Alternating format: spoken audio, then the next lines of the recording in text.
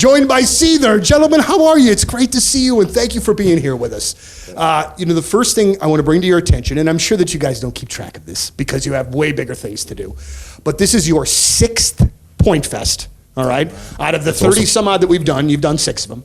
Not to mention birthday shows, Christmas shows. While other rock bands have kind of gone by the wayside, you guys have just been a constant core artist for us. I was looking last night. We have played like 26 different Seether songs in the history of our career, and your career. Thanks, and our career as well. You have just been such an important part of the station as the alternative format goes left and we stay rocking. You guys have been a really big part of that. And I just, as the music director of the radio station, just wanted to say thank you. And I'm sorry, Shaun, if you're getting eaten alive by something over there. I'm making my acquaintance with the local wildlife. You guys are celebrating 20 years this year. That's a really impressive feat. How, many bands that have been successful still don't make it 20 years. How have you guys been able to do that by your account? I think we've just basically written stuff that we want to hear. I love a lot of bands. I love a lot of music styles and a lot of different types of music. But whenever we write albums, we just stay. I try to stay true to what we like. We like to write stuff that we like to play, and stuff that I like to listen to. So I think really just not adapting to a new flavor of the week kind of sound. There's a couple bands out there that tend to sort of go left and right as the tides move, and that just isn't sincere. I don't think. You know what I mean? I think you have to stay sincere and honest and true to yourself in that sense. And so musically, we just always write stuff that and you also don't want to rehash the same things. Sure. So it's great to experiment and try new things, and as long as you don't lose the essence of what the band really is and what the sound is. Yeah. One of the things that I've wanted to ask you guys for a bit, and I noticed this as well when I was prepping to talk to you guys. You guys release a new record every 3, 4, 5 years. It's not like it's one of those record, out on the road for a year and a half, record again. It doesn't seem to be that kind of cycle. It seems to be spaced out, which says to me that you guys are given the opportunity to maybe take as long as you need when you are writing a record. Is that the case? Do you have the ability to, if it takes you 6 years before the next Seether record, not to say that it would, but would you have the time to do that? I think contractually we have to deliver one within 18 months of a touring cycle being finished. But that's never really been enforced because we don't really wait that long. I think really what it is you record an album, and then there's 6 months of setup time and interviews and photo shoots and stuff and videos, and then you tour for 18 months to 2 years, and then all you want to do is just take some time off. Because when we first started out, we had an album out in 2002, then another one in 2004, then 2005, then 2007, then 9 and 11, I think, and so it was almost every. It was kind of well, that was also a different record company, so it was a crack the whip, and we would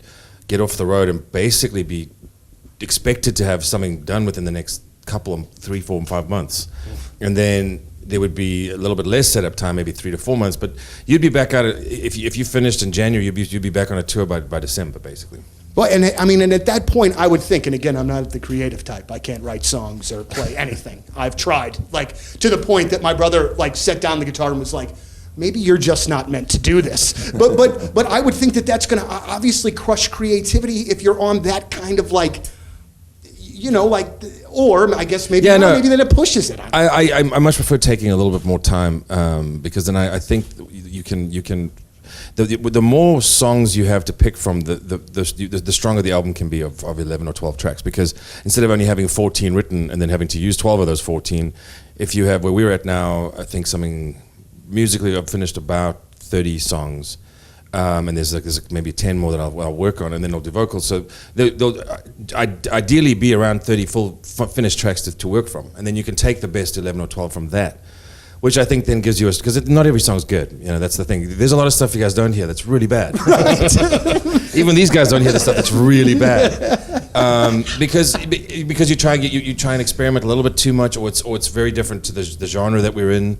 So I write a lot of different styles too, but always come back to writing stuff for I've taken a month off of, maybe 3 weeks off of writing anything for Seether right now, just because I was working for 3 straight months just on every single day working on Seether stuff, and I just needed to step back from it for a bit and kind of let my ears clear out and get forget what the song sounded like, then go back as almost like a new listener again. Sure. And have a different take on it the next time.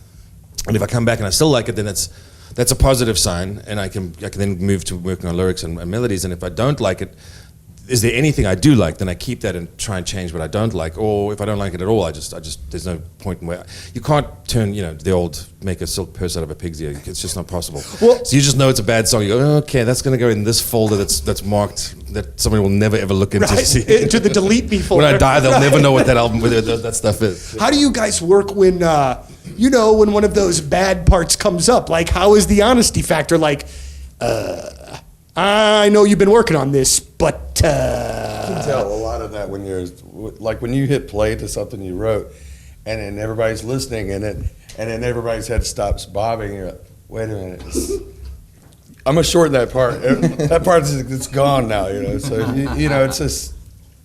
That bug that bug legitimately has it out for you or I or something.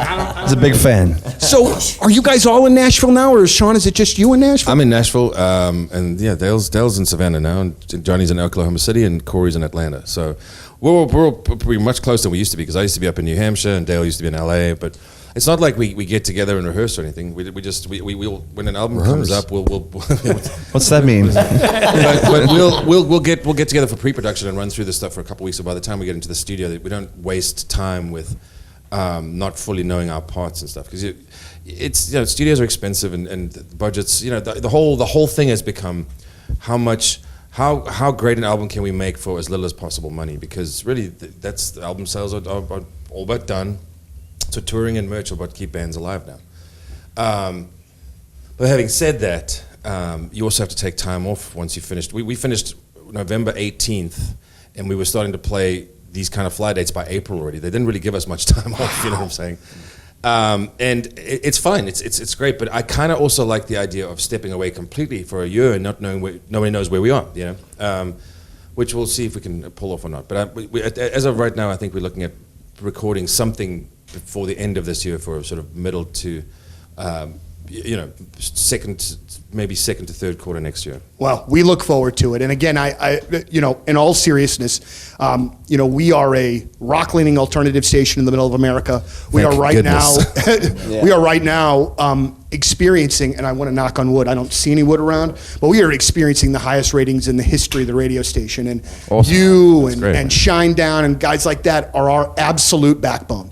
And so again, just from us, we would just like to say thank you, and we are absolutely thrilled to have you join us. Well, thank you. Thank you for being one of the few stations that still plays rock music, man. You know what I mean? It's so crazy to me when I talk to record labels and I hear what other radio stations say, and when they talk about how songs legitimately with any kind of guitars whatsoever, stations will just nope and gone to the pile. Well, you know what the problem is, I've noticed is it all trickled down from the television awards ceremonies and those shows, and as soon as they shunned rock, then a lot of stations followed suit. And it's not, you say, people will say, oh, rock is dead. And then you look at a festival like this where you've got tens of thousands of people. We just played one yesterday where there were tens of thousands of people. So there's no death of anything. Nope. It's being ignored. Like you've been put out in the cold and hopefully you'll die out there. But it's not something that we get this pop stuff shoved down our throats.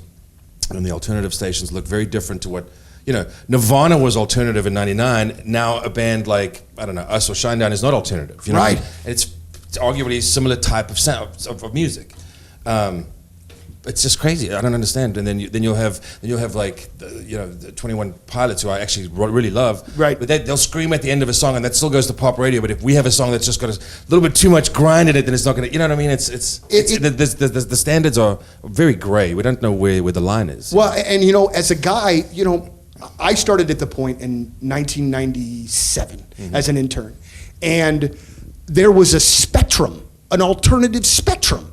So there would be the keyboardy, dancey pop stuff, but it would also be accompanied by, guitars. Yeah. And like the fact that it has just become that, just void of that is very disappointing to me, but I really believe that we're on the backswing. And I really believe that the kids now that are going to be the next gen are in the garage right now with feedback and yelling, and they don't want. Well, at least that's what I'm hoping anyway. I think the best music comes out of tumultuous times when you're really angry or disenfranchised, I think that's what will make people not go to EDM festivals and take a bunch of Molly anymore, because you can't run from that all for the rest of your life, you know. Whichever side of the spectrum you're on, or the aisle you're on, the fact remains that the world in general is a little bit in upheaval right now, and that musically I'm looking forward to something that doesn't hark necessarily back to the 60s and 70s era, but then there'll be some 80s, and then it'll be back to the 90s, and it'll be, we'll just go around in circles. But as long as there's the appreciation for it has always been there and always will be there.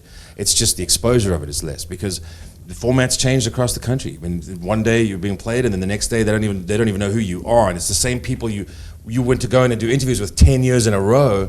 Now they're like, oh, I'm sorry, man, we just don't do that anymore. Like, okay, cool. So it's crazy how somebody calls the shots, and then suddenly you've got friends of over a decade that no longer answer the calls because they don't want to tell you, hey, we only play stuff that's got keyboards in our guitars are bad. Well, it's crazy, because I'll go to things, and I'm going to let you guys go because I know you have things to do. But I'll go to like a convention of my format, and it'll be those are the guys that play Shine Down and Sting.